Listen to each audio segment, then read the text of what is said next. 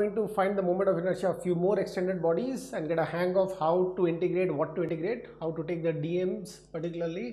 And a very important point in this section I would like to highlight is how I is not integration of r square dm in all cases. How I is not this in all cases. It is the case when dm is a point mass, but unfortunately I've seen students taking it as a formula even if dm is not a point mass and it has got it is an extended mass in itself. So we'll come to that. We'll come to why this happens, why students start taking this as a formula of I, where they should have taken integration of di as a formula of I. So I'll emphasize on that in this section. So let me take up the example which leads to the misconception. The first example would be of finding moment of inertia of a disk. So that's a disk. It is, the mass is all over. Now just as a quiz, I'll ask you, the disk is having a mass of m and radius of say r. Let me quiz you. If I had a same radius r ring, this is a ring and mass was m again, meaning to say all the mass was situated at the rim. It's like a hoop. So it was situated at the rim. Whose moment of inertia is more, considering the axis to be a perpendicular axis going through the center? So let's see your answer. I hope you got it right. The moment of inertia of this thing will be more than that. So to the human mind it may feel that this is all hollow and this is having more of inertia because more of mass. So there is where we are wrong. This is not having more of mass because mass I have told is same. So if it is a 10 kg disc, that's a 10 kg hoop, and this 10 kg hoop, which is a pretty heavy one, all the mass is situated at the rim, and here the mass, some of the mass is at the rim, and technically if I have to take just the rim, then it is almost zero mass at the rim, and the mass is in the bulk and some are very near to the center. So if the mass is near to the center, near to the axis of rotation, then the moment of inertia becomes less, because we have discussed earlier, farther the mass is from the axis of rotation, it gives it a greater moment of inertia, means greater inertia in rotating it, greater trouble for us if we have to make it accelerate or decelerate in the angular way. So what we are saying is the moment of inertia of this should be less. For this, the moment of inertia I was equal to mr square. For this, I should get something less than mr square. So that is what we have logically thought. It has to be less than mr square. So your mind should be working like that. Now how to find it? Now to find it, our ploy is to go with this. Find the moment of inertia of a elementary part of the thing given to you, and then add up all the elementary parts to get the moment of inertia, the whole thing. Because after all, if I say that the moment of inertia of this body was I1 and this body was I2, whatever it is, sphere disk, whatever, about say this axis, then if I say that this body is one body, this whole thing is one body, then what's the moment of inertia? Then the moment of inertia would have been I is equal to I1 plus I2. Why? Because in doing I1 about this axis, we have done all the small masses, all the DMs, and added their DMR squares. We have added all the DMR squares. And in doing I2, we have added all the DM and those distance square from the axis. So all those DMR squares we have added. So if I have to ask the total moment of inertia as a single body, this one as a single body, what we are doing by adding this and this is, first we are adding the top body all the DMs and then the bottom body all the DMs. So the order of adding in addition doesn't matter. 2 plus 3, 3 plus 2, everything is same. So both of them are same. So the thing is, we can take we can distribute the big body into smaller parts, like in this case 2 parts, this part and that part, and add the eyes of those parts to get the net eye. So here also we'll try to distribute into body which we know, which we already know what would be the moment of inertia. So what we plan is, I hope it has come to your mind, of taking a ring of negligible thickness around the center. So this thickness is so small that it will be in the order of d's, so dx. So if I know the moment of inertia of this ring and my integrator goes one ring to the next ring, so the next ring, I'll put it in black, say the next ring is this one, that is above that ring. So that is how the integrator goes one ring after the other and add up the eyes of all those rings. So those rings are so small, their masses are so small that we'll call it as di, and we have to integrate the di. So basically we'll be doing that. So that's our plan. So you have to plan first. In integration you have to plan what you have to integrate, and you have to be sure that you are integrating the right thing, and then you go ahead. So our plan is to find the mass of the elementary thing what we thought of, which will find the eye and integrate. We'll find the mass of that, we'll assign a variable to the radius of that, and that variable we are planning to make our main variable for the integration. So if x goes beyond, from 0 to r, it goes from 0 to r, it is sweeping from 0 to r and forming the rings as it goes ahead in steps of dx, it is going to cover everything. So that is the integration what we are planning. So we have to write this dm in terms of x so that we can integrate it. So before we integrate, let me just see that what the eye of the small part would be, of the small ring would be, the elementary ring would be di, I'll call it because it is having elementary mass. That would be the eye of a ring. Now, eye of a ring formula is mr square. That is not eye of a point. Eye of a point is also mr square. Eye of a ring is also mr square, as explained earlier. So here we are not writing the distance, which is x in this case, which is the radius of the thing, which is x in this case, x square dm, as an example of a point mass dm x away from the axis of rotation. We are not writing that and integrating. We are actually writing the eye of a ring. We are putting the formula of eye over here. So I think I've emphasized enough. We'll go ahead with it, but the point would be more clear when I'm doing it, when I'm doing the same process for the next one. So here again I'm saying I'm putting this as a I, the formula of the I, formula of moment of inertia. I'm not putting m into distance square. I'm not doing that. M into distance square, m into d square is only allowed for a point mass, for a point mass, only allowed for that. And I very well know that this is not a point mass. It is a distributed mass. So I am using the formula of the distributed mass, which looks like the formula of the point mass. And why so? Told to you earlier.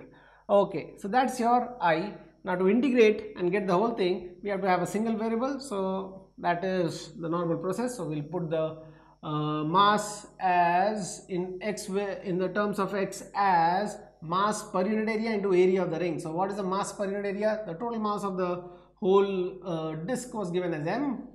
The area of the disk is mr square. So this is also a very important and careful step. So I'll rather write it over here to emphasize on that. So I'm just trying to find a place where I can write. I hope I can rub this off now. Okay, so we are going to find the dm. So for finding the dm, our idea is to get the area of the ring, area of this thin ring, and use the area to get the total mass, because for the total area we know the total mass. So area of the small ring, I'll put it over here, call it as dA, and my dm would be equal to the total mass divided by the total area, which is pi r square, into the small area, which is dA. So what is that dA? What is that dA? Now the dA can be very well imagined as whatever is the length of the circumference times the thickness. So if you cut this ring and make it flat, it would look something like this. The small edge at the ends, and the length will be 2 pi r, and the thickness would be dx. That's the thickness. So it is almost the rectangle area of 2 pi r times 2 pi, the radius of that, which is x in this case. So 2 pi x times the thickness. And you may say that what about the small things which are neglected at the end? So that order of that is in dx square, that order. So we have discussed that in integration separately.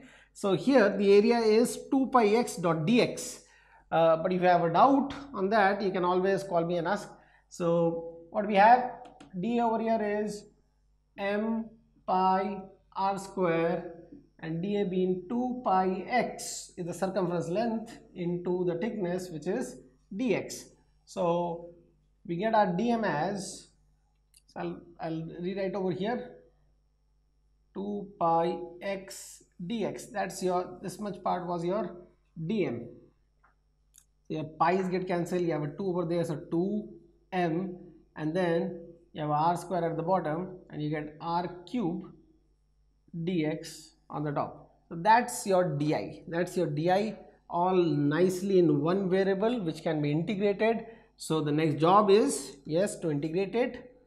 So I would be integration of the di, which we found out here, and all those rings are starting from the very small ring over here of a 0 radius, in fact, right at the center, and then bigger ring, then this one, the random ring we have taken in between, and the bigger one. So the variable x, which is depicting the radius of those rings, is going from 0 to r. So getting the variable right is important, getting the limits right is again important. The most important part is getting the plan right. What is the dm? What you are going to take? So what will be the di associated with that dm, and how to integrate it such that you have everything in one variable. So that process is quite important. So what we get is 2m by r square was outside, x cube dx, which lands you with x power 4 by 4, 0 to r was the limit, so it will eventually give you r power 4 by 4, out of which this 2 cancels with one of this 2 cancels with the 4 and leaves a 2 at the bottom, and r power 4 with r square, it cancels, so it leaves you with r square. So you have half mr square. So that's your I about the center of mass, an axis which is perpendicular to the plane. So there are several axes about the center of mass, but this one is the one which is perpendicular to the plane. So it is it coming less than mr square? Yes, it is. It is in fact coming equal to mr square by 2. So here was an example where I said that the example creates a confusion whether you are doing this or this, because di was eventually this. But then in other cases, if I take dm as an extended body and not a point body, I can't do this, I can't do this, I can't do this. This is only valid if dm was a point mass. Only valid if dm was a point mass. Otherwise, you have to find the moment of inertia of the small elementary dm also and integrate that. So I think with the next example that will be more obvious. So let's go on to an example which will showcase you the difference between dm r square integrated and an integration of di. That means the moment of inertia of the elementary thing integrated. So I'll have to pick an example where you have a radius to the elementary mass, so that the difference between the two formulae is highlighted. So let's take a cone whose right circular cone base is circular and radius of the base is, say, I'll put it as capital R. The radius of the base is capital R. It has got a height of, say, h. H is the height, and it's a solid cone having mass of m. And we have to find the moment of inertia about an axis which is passing through the center of mass of the cone and is along the perpendicular axis which is crossing the center of each cross section, which is a circle. So I'll ask you to pause the video for a while and make your own plan. What's your plan of finding the moment of inertia? And then check whether it is similar to my plan or not. Who knows, your plan may be better. Like the previous one, when we were doing a disk, I said let's integrate all the rings. Let us integrate all the rings. Now one might have said that instead of integrating all the rings, this was the axis through which we had to do, let us slit it in thin rods and integrate the moment of inertia of all the rods. Yeah, that's also a plan. But when you do that, you'll see that this was a plan which can be executed faster, and that will take some time, because you need to know one extra thing while doing this is, apart from the moment of inertia of the rod about the center of mass, how to shift it so that you know the moment of inertia about this point. So about the center of mass is 1 by 12 ml square, but it has to be shifted, L being the length of that random the slice what you have taken. So anyways, that shifting is taught in parallel axis theorem. In fact, I'm mentioning parallel axis theorem so many times that I should be doing the video on that soon after all this, maybe this and a few more, one or two more extended bodies, I of those, and then I'll do a parallel axis theorem, so that you guys can go ahead and experiment with, had you taken this as a rod and integrated it, swept the rods up to down, integrated it, whether you get the same answer or not. Yes, obviously you'll get the same answer, but the process would be longer. So here also I'm saying that make your own process, own plan, and execute it. At least try to write it till the integration point, and then whether you are able to integrate or not, that's a maths job. In physics, you should be knowing what to integrate, whether you have put it in a perfectly integrable form or not, and that means in a single variable. Writing it, leaving it like this is also integration, that is also integration, but that is of no help. It has to be till a certain point where you have to simply do the math of it, and which is in fact fed into a integrator calculator. It can do the job for you, so you have to do the job till then. So pause the video and do your plan. So I hope you have a plan, and my plan is to slice it into various thin discs. So one of the slice would look like this. So those are the thin discs you have sliced, and then your variable will go from top to bottom, or bottom to top, whichever way you want to take it. So say that's your variable which goes from top to bottom, and I'll call it as x, and the thickness of the disc has to be, I'm emphasizing it has to be dx, because dx increments on x and goes to the next one, so that there is no overlap and there is no gap also left between the elementary things what you are taking. So dx is the increment on x, which ensures that you are sweeping the whole thing. So that's the plan. So that I'll be doing I'll be taking the disc, and this dm will have a di, and I'll find that di and I'll integrate that. That's my plan. So to get the di of that disc, I have to get the mass and I have to get the radius. So let's start the job. Getting the radius first looks simpler. So we can use similar triangles to get it. Say the radius over here is, I've put capital R over there, so I can write it as small r over here.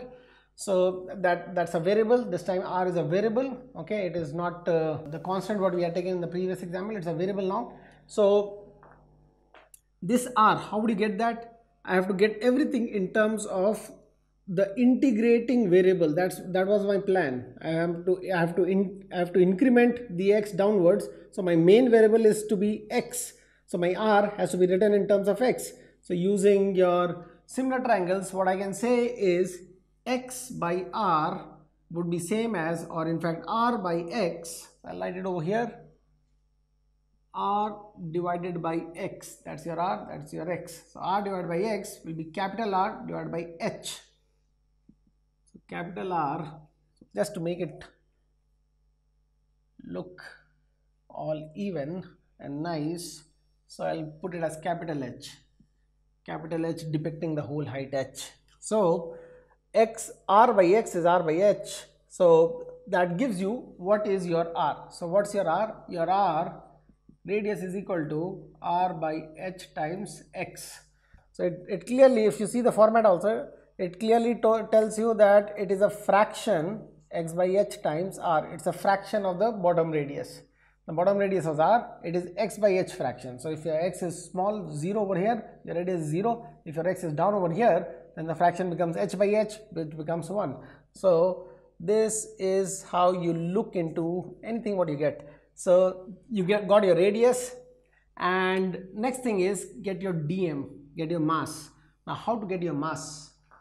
First one, when we were doing rod, we did a linear mass density m by l times the length of the dm. Next, when we were doing the disk, what we did is the area mass density m divided by the total area into the area of the elementary ring. Now in this one, what do you think? How will you do? We'll have to get the density, the volume density of the cone, and do the volume, multiply with the volume of that. So the mass per unit volume of the whole thing is, so I'll call the mass per unit volume as lambda, suppose, or in fact the general notation rho. So rho is mass of the whole thing divided by the volume of the whole thing. Volume of the whole thing is 1 by 3 pi capital R square times capital H.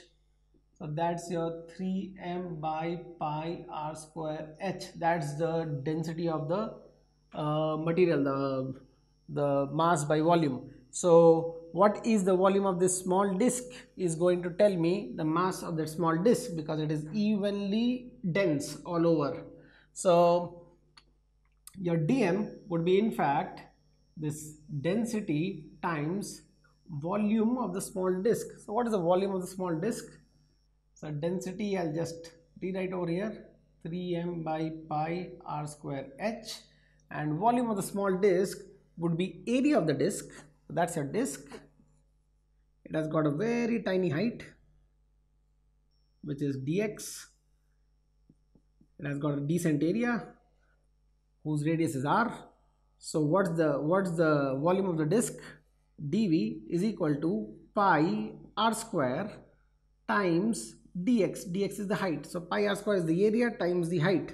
So that's your disk. So makes up all choppy disk, one below the other, one below the other, one below the other. But the steps are, the choppiness is so minute that that's why we are using calculus, that it will not make any effect. It will not make any difference to the answer. So pi r square dx.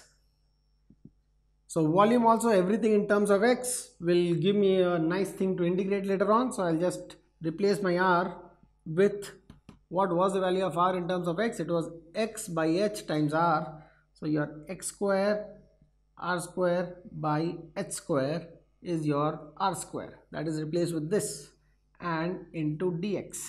So that's my dv. So I'll write that over here. So what do I get is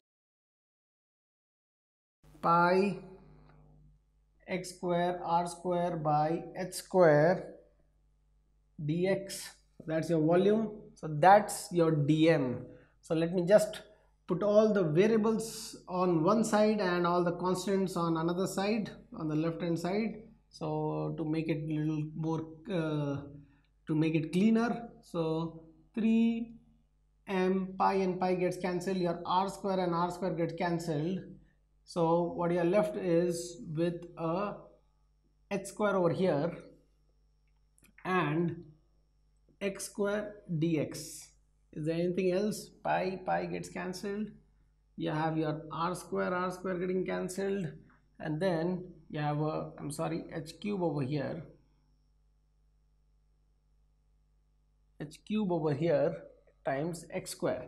Now that's your mass. You can always cross verify the dimensions. The mass dimension has to be mass dimension. So this takes care of the mass dimension. Rest of the dimensions should cancel. So you have a distance square into distance. This is how much ever small it is, the unit is distance. So you have a distance cube on top and you have a distance cube or length cube on top and length cube at the bottom. So that's your dm. We got our dm, we got the radius. Now let us find the moment of inertia. Now what is wrong? I'll write in red and I'll write here. I'll not spoil this place. So I'm already telling you what is wrong and what should not be written. That is I integration of r squared dm. If I write saying that yeah, that's the formula, I've got my dm, I got my r, then you're doing it absolutely wrong. Your r is what? Your r is x square r square by h square times dm. Dm is 3m by h cube x square dx. This is what you do, and you say your x is going from 0 to h.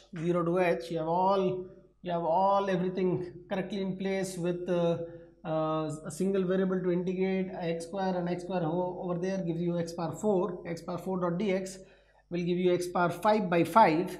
But ultimately this thing, what we have written is wrong. It's wrong. It's not right. So why do we go wrong? I would say psychologically we have involved ourselves into the thing. We have found out the dm, doing a lot of process, finding the dv, finding the density. We have done a lot of work to get our dm, and we have done enough work to get our radius. So we have r in place, we have dm in place, and we have the formula r square dm, and sometimes we jump on to just apply the formula and not see that what the formula was for. The formula was only for dm being a point mass. This is not a point mass. This extended body is not a point mass, so we can't apply that formula. And what you have to do is, actually we have to find the I of this small thing, and we say that several disks are there, one on top of the other. Several disks are there, one on top of the other, one on top of the other, making the whole cone. So these are the several disks which make up the whole cone.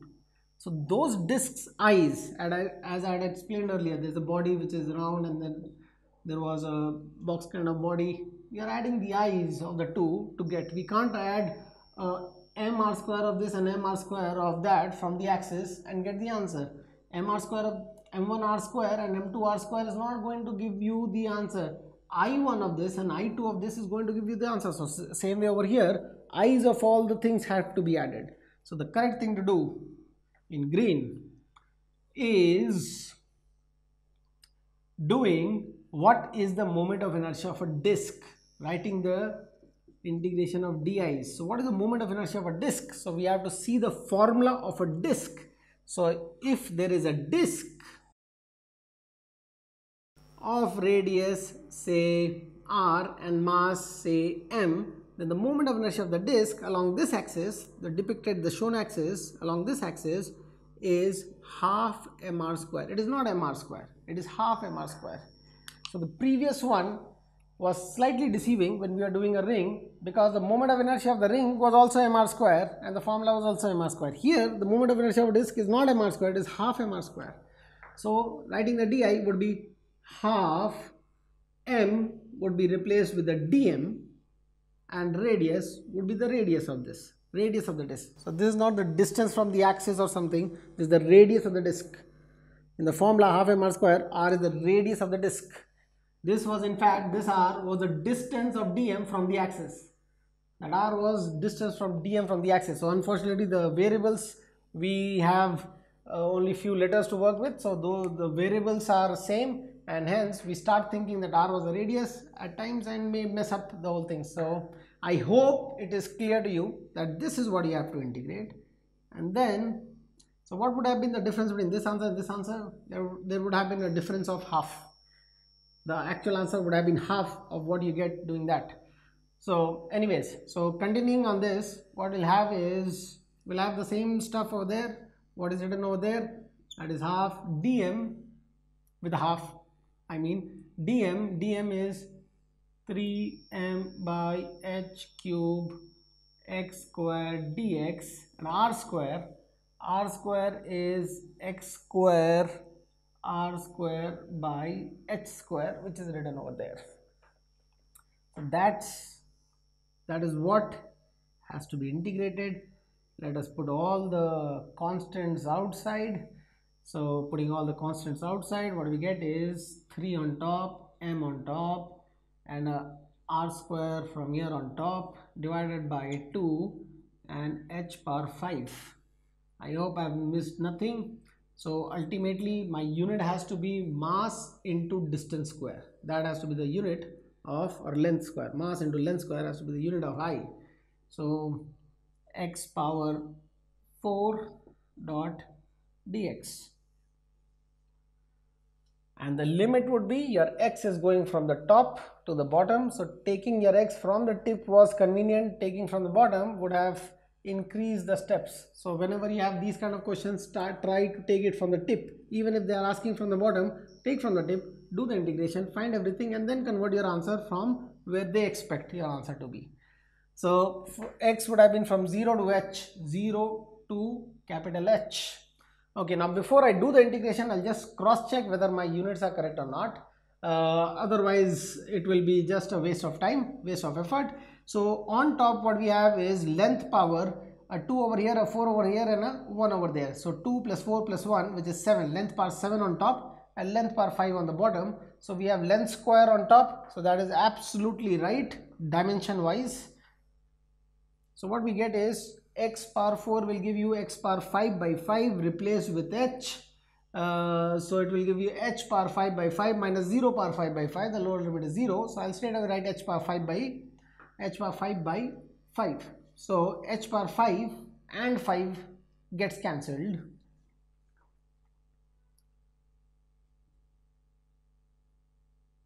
So 3 by 10 what we get, and m r square.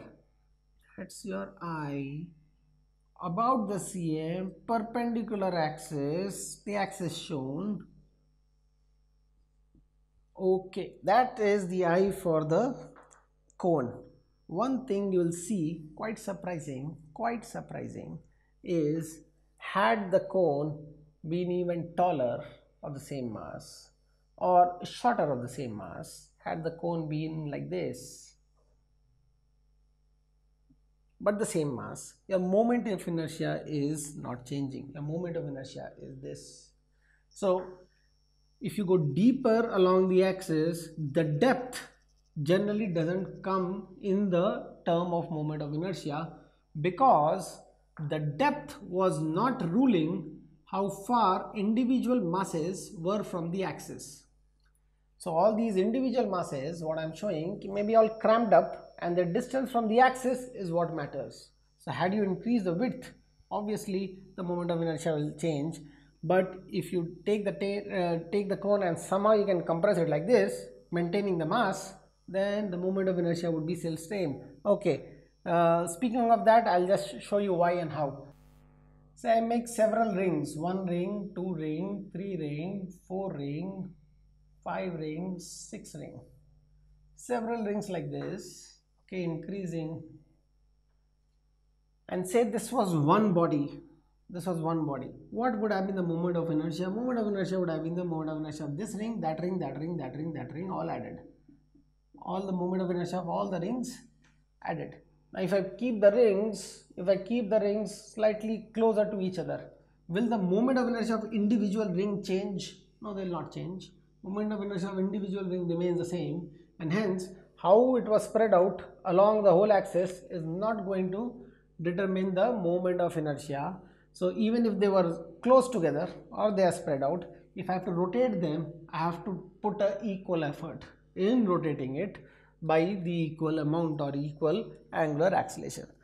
So I hope I have made one thing clear, that you are integrating di's and this half dm square becomes the formula over here and not dm times r square. Dm times r square is the formula only if dm is a point mass, which is very rare. Whenever you are going to do integrations, you will be taking a chunk of the body and finding the di of that and integrating. Only in that rod, that to a very thin rod, the dm's were the small point masses.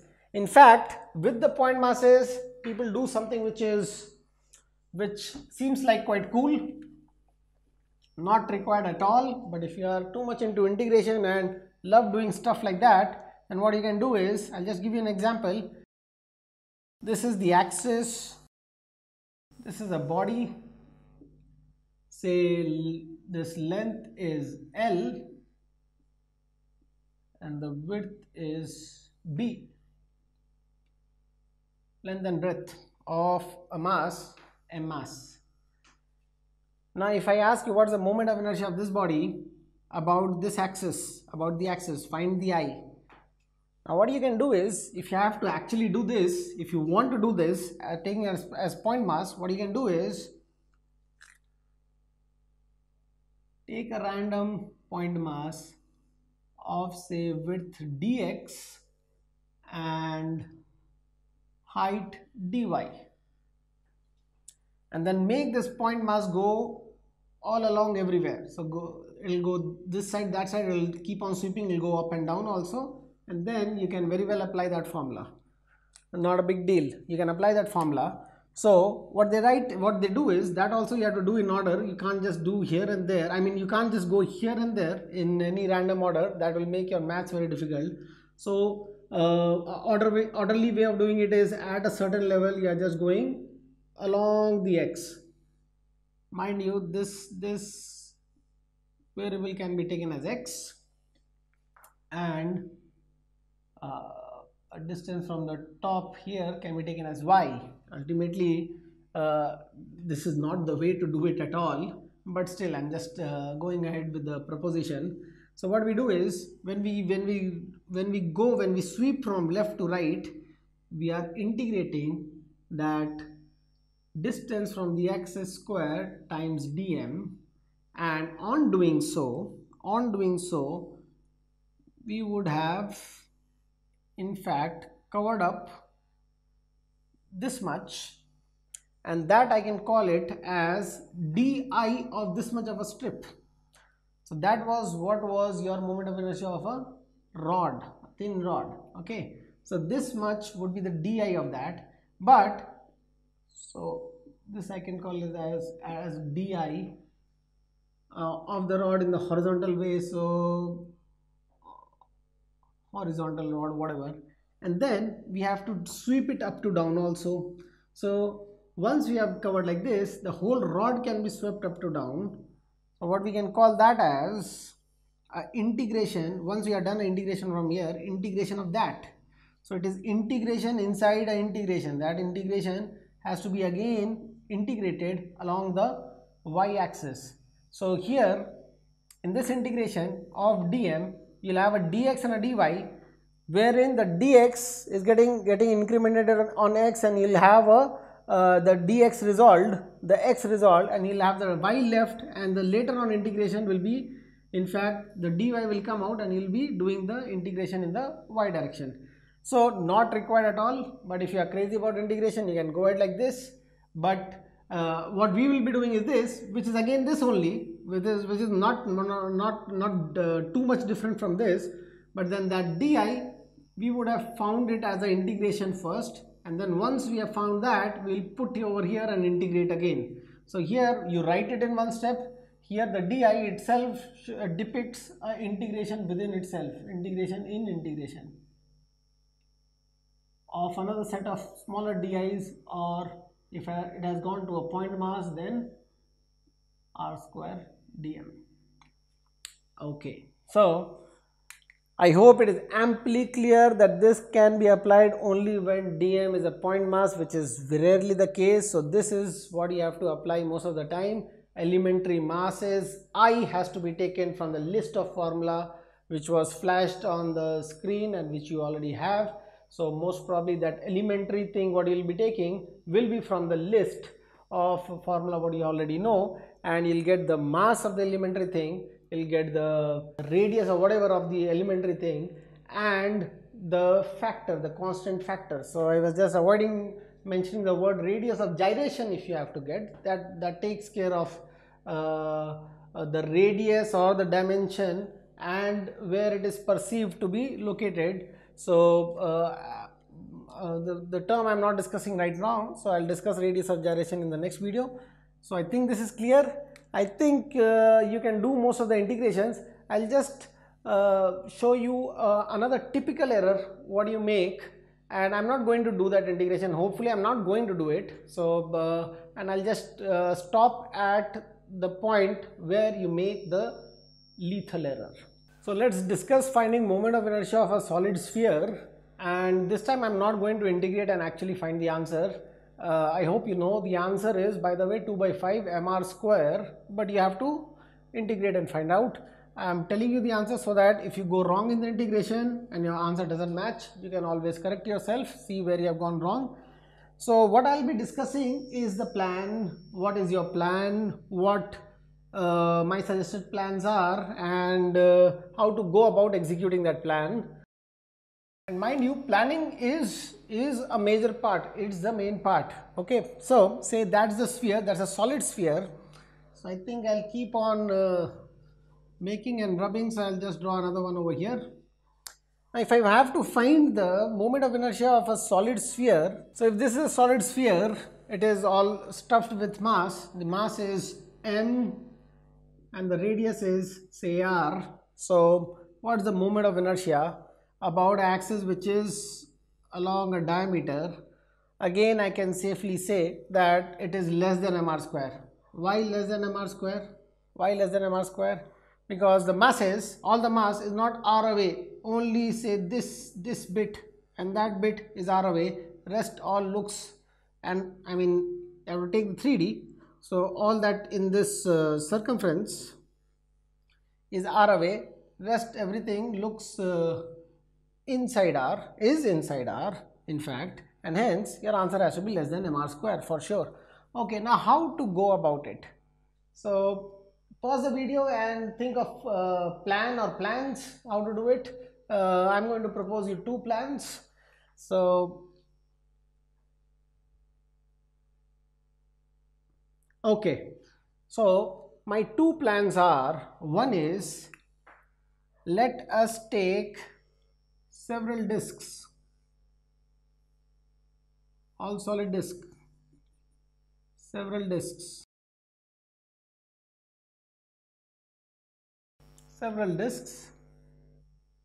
and these are all solid disks, and add up all the moment of inertia of all those disks. So we'll have to find the dm of the disk. We know we have to find the radius of the disk. So again, I've used the variable r. I'll call the radius as x. So radius of the disk is, say, x. So it would be not dm into x square, it is half of dm into x square, because the disk has a moment of inertia of half mass of itself into the radius of the disk square. So that is what you have to integrate. That will be your di. So that's your plan. We'll see that what variables we should be using over there. We'll see that, and we'll see where we generally tend to make a lethal error. Now the other plan is, that's your sphere. And how did we do for a disk? In a question, one or two videos earlier than this, we have a disk, and we have to find the moment of inertia about a axis perpendicular to it. So how did we do, did we go about it? We said that we'll take rings and we'll just keep on going from a very small ring to a bigger ring. We'll keep on expanding the radius. So we had in between, I had suggested another plan of taking rods like this, but I also told you how cumbersome it will be doing that way. Here again, I might have, this is kind of taking rods in that this thing. This is a 3D thing, so we are taking this. So this might be little lengthier than doing something which is similar to finding the ring. So for a solid sphere, it is all full of mass. For a solid sphere, what will be the elementary thing? This is solid sphere. It is full of mass. I hope the shading shows you that this is full of mass. And how to go about it, and that's your axis of rotation. Any diameter, it is all symmetrical, so making vertical is easy. I've made vertical. So what I suggest is taking hollow spheres of negligible thickness. Those hollow spheres are having a thickness of dx, having a radius of x, and one above the other, the hollow sphere will come, and it is going to complete the whole sphere, solid sphere. So those hollow spheres will have a certain thickness dx, and you will be incrementing in that thickness, so you will be covering the whole thing, very much similar to the ring. But the problem over here is you need to know the moment of inertia of a hollow sphere. Moment of inertia of a hollow sphere is not mr square as it was for the ring. Why it is not mr square? Because all the parts of the hollow sphere, say this is a hollow sphere, all the parts, all the dms, all the small masses of the hollow sphere were not r away. So this is again a problem to do. So either you take it like this and do it in one go, but then it might be a little lengthier, or you find the moment of inertia of a hollow sphere and get the I for that, I for a hollow sphere, get the formula. I'll tell you the formula is 2 by 3 mr square, and then do it, get the dm of these hollow spheres, so get the di. So di will be 2 by 3, dm will be the mass of the hollow sphere into radius of the hollow sphere square, and integrate this stuff and see what comes. So finding the hollow sphere, what will the process of finding the hollow sphere? So now the hollow spheres, you can chop it as rings like this, you can chop it as rings, and what will you get? When you chop it as rings, the masses will be all at the rim. It is nothing is inside, it will be all at the rim. So it has to have a little width so that it covers the whole surface area. So that ring having a mass of m and having a certain radius, God knows how much, this whole radius I have written as r. So again say this variable is y. So dm y square will safely be the di of it, because mr square is the moment of inertia of the ring. And then once you find that, you integrate this. So what would be your variables? What would be your variables over here? So for a hollow sphere, if you take a ring, you are taking the ring along the surface. So good thing, a good variable to do when you are doing circular things is theta. So what you can say is, from a certain horizontal,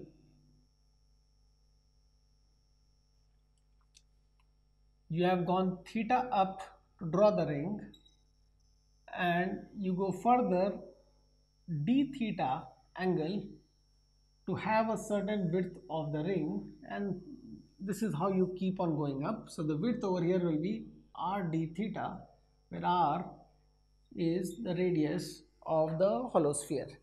So to get the mass of the ring, the dm, what you can do is you can get the total mass of the hollow sphere is, suppose m divided by the total surface area, 4 pi r square is the total surface area, into the surface area of this thing. Surface area of this thing would be 2 pi the radius of that thing. So what would be the radius of that thing? It is again this much of radius which we have shown earlier. So r cos theta, it is going outside the board. I'll just put over here that much into we were going to do the area. I'll call it as dA, area of that, and I'll write the dA value over here. So dA area would be the circumference, which is 2 pi the radius was r cos theta. This much is the radius of that ring, r cos theta. So 2 pi r cos theta times the width. So width is r d theta. I hope it is inside the frame, I'm not sure. So 2 pi r cos theta r d theta, that's the area. So that has to be multiplied over here, and that is how you get your dm. Once you got your dm, r is already r cos theta, so dm into r cos theta square is your mr square, and you integrate because that's your di. This part is your di. So this is in fact doing an integration of di, and you'll get for a hollow sphere. Once you got for the hollow sphere, then the hollow sphere becomes an elementary thing. So what was m over here, what ultimately you'll get as m over here, this m, what m comes over here becomes a dm for the whole big solid sphere. That becomes a dm over here. So and then you'll apply that formula in the formula of I of a hollow sphere and integrate that. So that would be this. So it is a two-step process. Now here, where if I challenge you, and in fact it's a good challenge to take up, once you have done the integration like this, and I'm telling you that your answer would be I of a solid sphere is going to be 2 by 5 m r square, where m is the mass of the sphere and radius of the solid sphere. So 2 by 5 m r square, I wrote capital M, so I'll just write capital M over here, m r square, radius of the sphere. That is going to be our answer.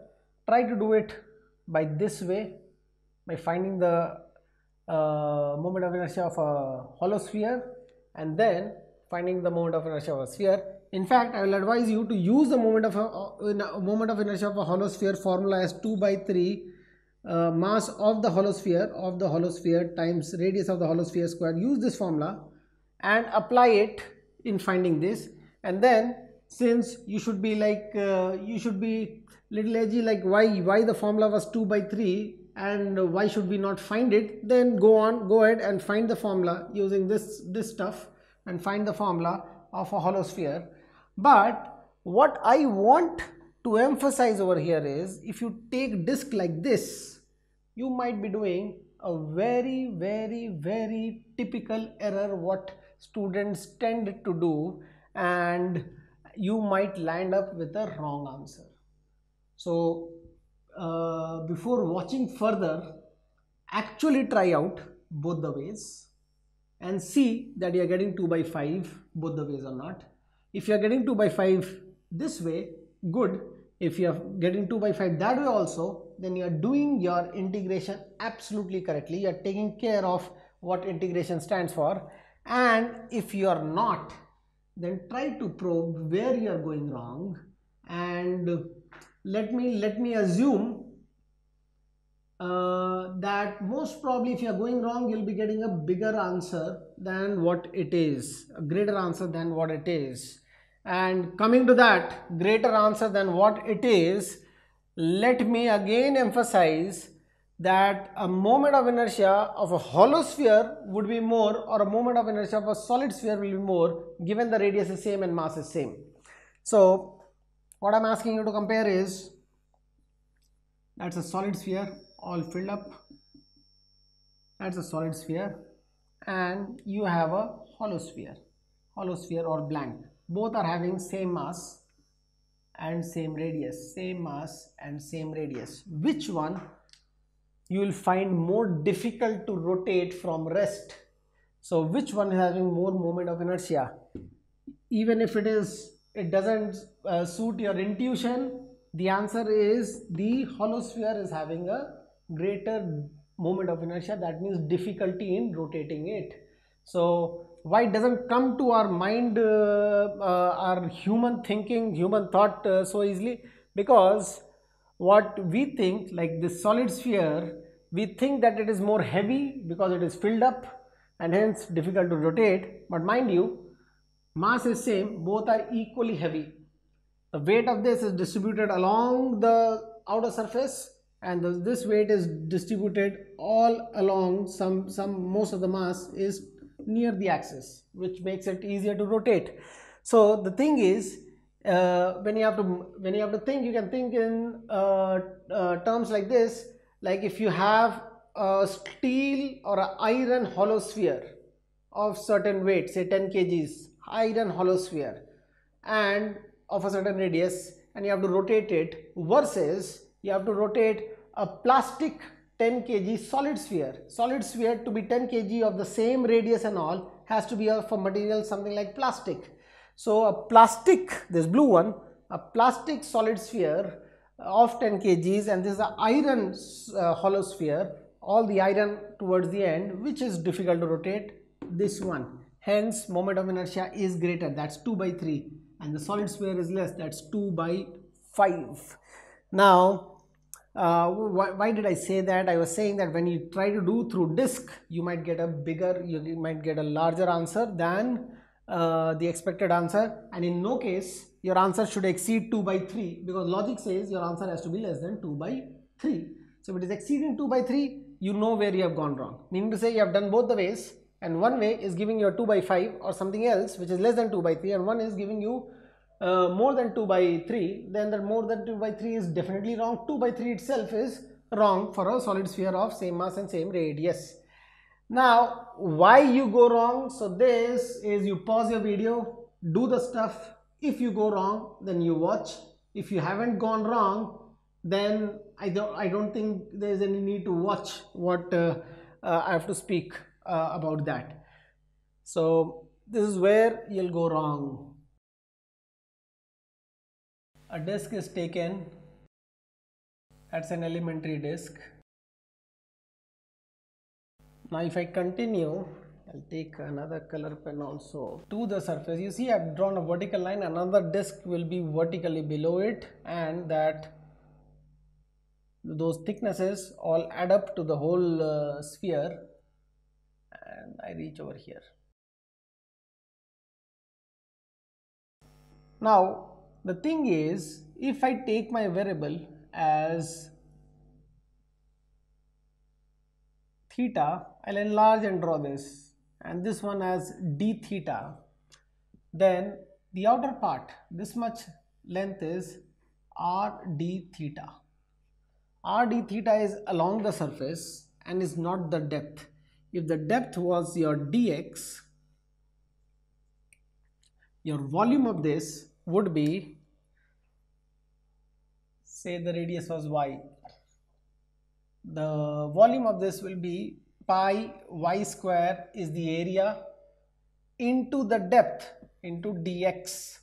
Now where you'll do the error is, I'm taking all different variables. Ultimately you have to take a single variable, that's theta is the advised variable. You can do it in other variables like x also, doesn't matter.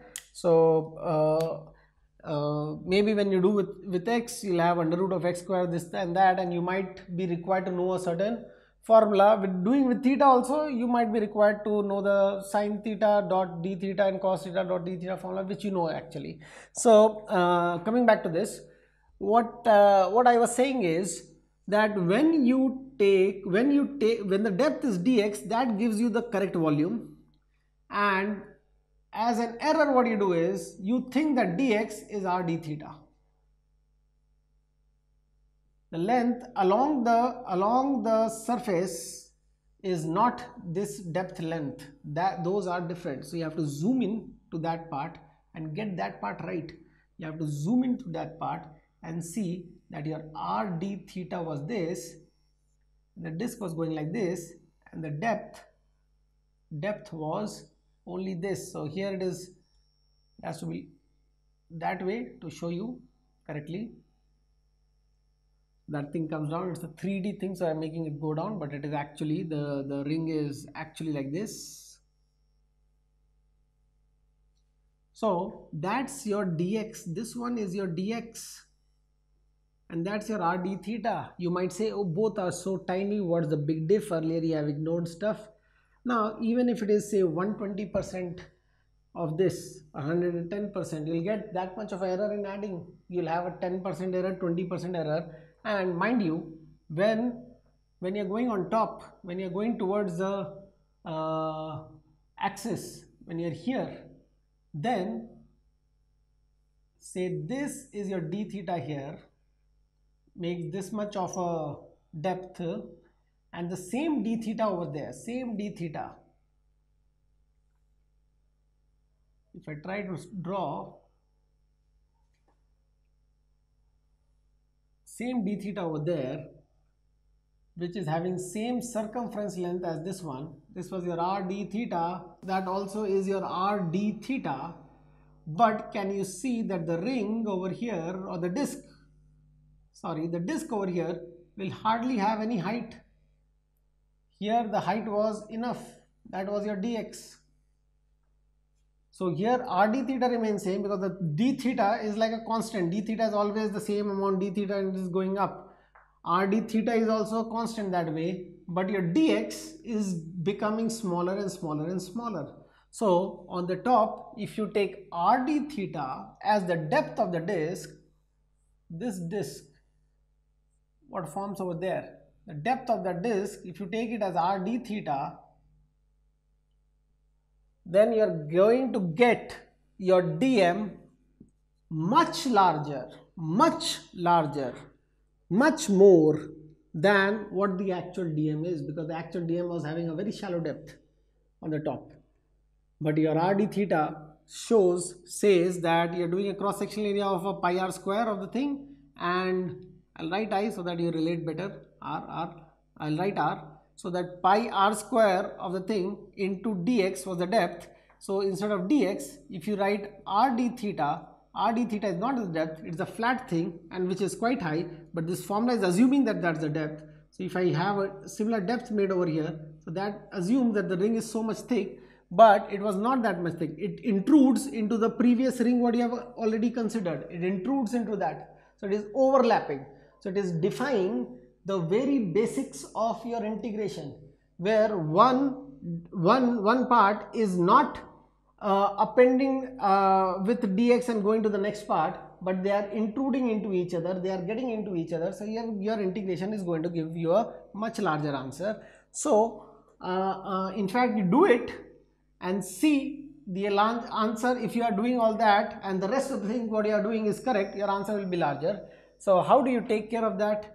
You have to be very careful with the angles, very careful with the angles. This goes way deep, way deep, and that angle was your theta.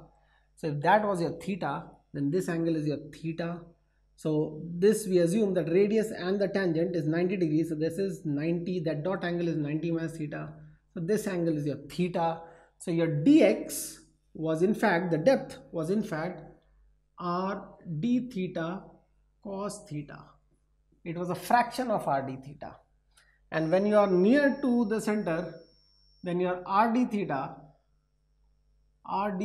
and the depth dx becomes the same.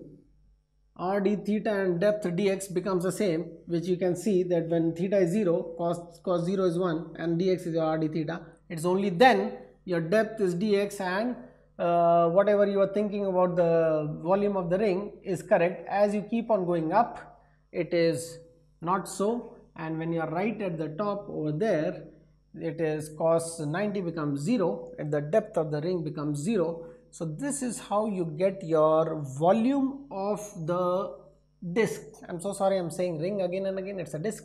So volume of the disc correct. So you have a cos theta over here. So once you get the volume of the disc correct, then only you'll get your dm, mass of the disc, correct by multiplying with density. And once you get your dm right, what you'll do is you'll do half dm into its radius square to get your di and then you integrate. What will this radius be? Again, using those logic, capital R cos theta, that R, small r will be capital R cos, say the whole big radius is capital R, cos theta will be a small r. So stuff like that we have done in the previous question. So I hope I've touched the very delicate point, like r d theta along the surface cannot be taken as the depth of the disk while you are doing hollow sphere.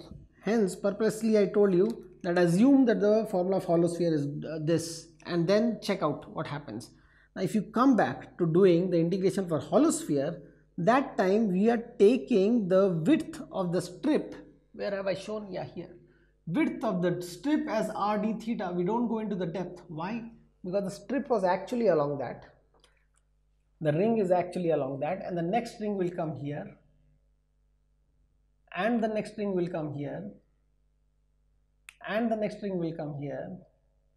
All will have a width of r d theta, and the area was along the surface, and we did this, we found this width to get the area of the strip, to get the dm correct. So area of the strip was the width of the strip was along the surface, so we had to take along the surface in that case.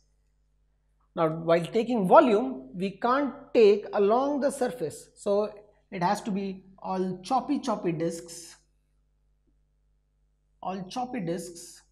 but we have to take the vertical height so that we get the volume of this disc correct. And since we are doing calculus, then this part, the choppiness, gets taken care of in the essence of calculus itself. So I hope you'll get the answers right for hollow sphere and solid sphere, and you'll do it in more than one way to get your answer, and that will give you a good hang of integration. And for physics, that much of integration I think is enough for most of the questions. And anyways, in rotation, they're not expecting you to integrate. You already know what is the I, and they are expecting you to do questions based on that. So most of the questions, they don't expect you to integrate. Almost all of them don't expect you to integrate something, but use concepts of how the integration came and stuff like that, and use concepts of shifting the axis and finding the I. So I will be required, but using other concepts rather than integration. I'll take back my words. There may be some questions where you actually are required to integrate, so you rather practice your integration well, and for your board school questions and all, they may ask you to do the it's a subjective kind of question, so they may ask you to show the steps. So good luck with the integration of hollow sphere and solid sphere, and for solid sphere both ways. Okay, that's it.